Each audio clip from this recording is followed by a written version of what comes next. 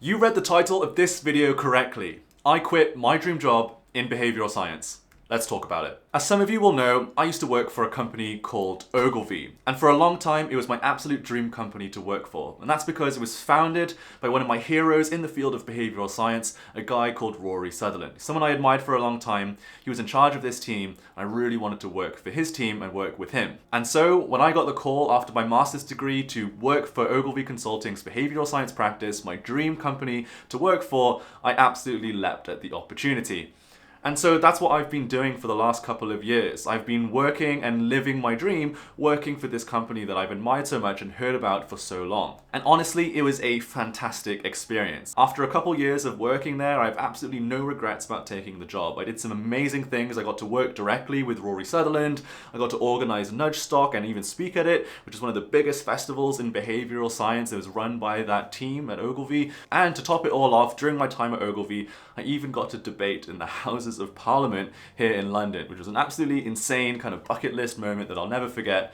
And all of that really came off the back of some amazing opportunities that I got while working for that team. So I'm really grateful to that team for, all the amazing experiences that they gave me. But you're probably hearing all of that and thinking, well, Pete, why on earth would you leave then? Why on earth would you leave this dream job? Well, I'll tell you right now, it's not because of any kind of dispute within the team or anything untoward like that. I definitely wasn't fired either. Instead, it was just kind of an internal feeling that I needed to explore more of this amazing industry of behavioral science. After a couple years of working at Ogilvy's team and honestly having a great time, I just had this feeling that I wanted to try something new. I wanted to try a different aspect of behavioral science because this industry is vast and it goes far beyond just consulting for businesses. And so I really wanted to explore that. And that's where this new opportunity came along. Okay, so I won't bury the lead anymore.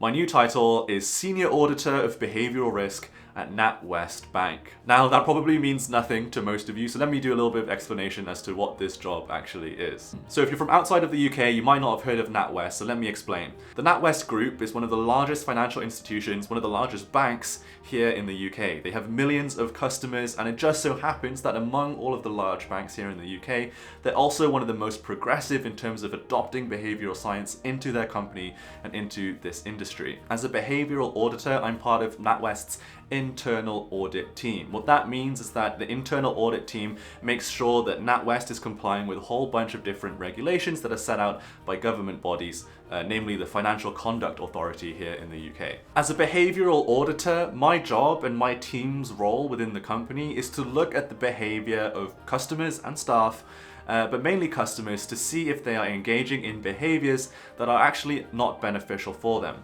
Let me give you an example. Imagine you're banking with NatWest and you have a very high interest loan taken out. It's charging you like 40% interest. This is an extremely expensive loan, and if you can't pay it off quickly, then you're probably going to be losing a lot of money. But if you can't pay it off, what you could do instead is take out a much lower interest loan, use the money from that loan to pay off the high interest loan, and then end up paying less interest on the new loan. From a neoclassical economic point of view, this is exactly what Homo economicus would do every single time if the option was available to it. They would recognize that this is a much cheaper loan for them to take out, and they would simply swap the expensive one for the cheap one without even hesitating. But we're not Homo economicus, right? We're rational human beings. We don't always make the best decision for ourselves. So it's my job as a behavioral auditor and part of the behavioral audit team to look at behaviors like this and try and figure out what is going on here. Why aren't people engaging in these behaviors that are actually going to help their finances in the long run? So we might look at things like, is it really difficult to take out these cheaper loans? Is it really complicated and difficult to understand? Is there a bunch of steps that make it really awkward and time consuming? Is it just that people don't know that these cheaper loans exist, or they don't realize that these cheaper loans would actually help them?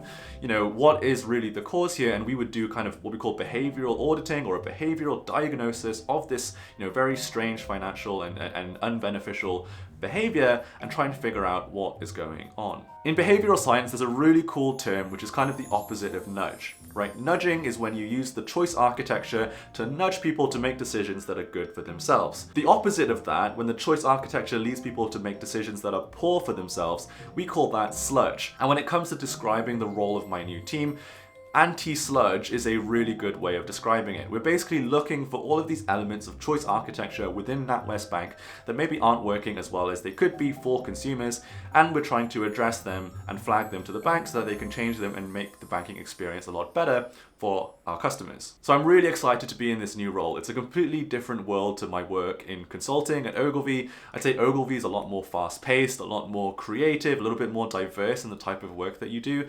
But here at NatWest, this work is a lot more pro-social, it's a lot more data-driven, and it's a lot more thorough in general. And I'm really looking forward to that thoroughness factor and really applying, data to behavioral science, really doing good behavioral data science. I should also mention that this job isn't just a lateral move from consulting to an internal team, but it's also a promotion for me, which is really exciting. Now, I could end the video here, but I thought I'd take this opportunity to explain to you guys who are interested in working in the behavioral science industry, or you're just interested in understanding how the behavioral science industry works, exactly how it works. So really, in behavioral science, there are 3 types of companies that you can work for. There are academic institutions like universities where you can be a researcher. There are consultancies and agencies like Ogilvy where your work is very client-based, where you're trying to win jobs from other companies and you're working to help other companies on single projects at a time. And then there's internal teams. So I've moved from a consultancy to an internal team. What an internal team means that you have sort of an in-house behavioral science practice. You only work with the one company, the company that owns your team, that employs you. And the advantage of working with an in-house team is that you kind of get to spend longer with those projects. You get a lot more access to the data of that company. You really get to take your time and explore thoroughly the problem that you're trying to solve. And for me, that's one aspect of moving to an internal team that I'm really looking forward to. That depth, that thoroughness, that data-driven aspect of behavioral science. I'm really looking forward to getting stuck into that. Now, if you're somebody who's in high school or university, or you're somebody who's thinking of transitioning to a career in behavioral science, you may have heard me talk about the importance of data skills before.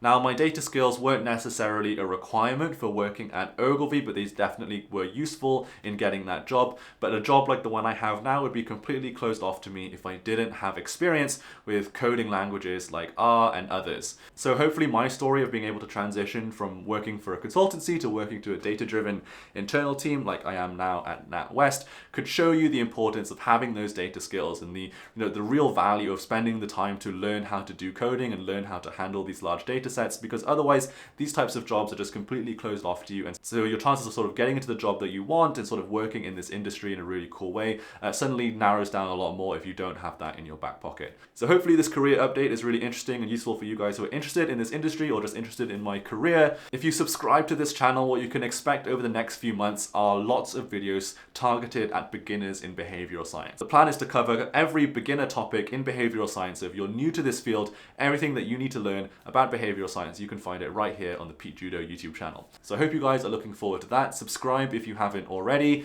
and I'll see you guys in the next one. Bye-bye.